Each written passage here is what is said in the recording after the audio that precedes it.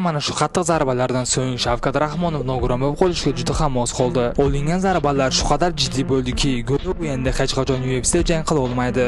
Oldinlari uni Islom Maxachevdan kamarini tortib oladigan yagona jangchi deb bilishardi.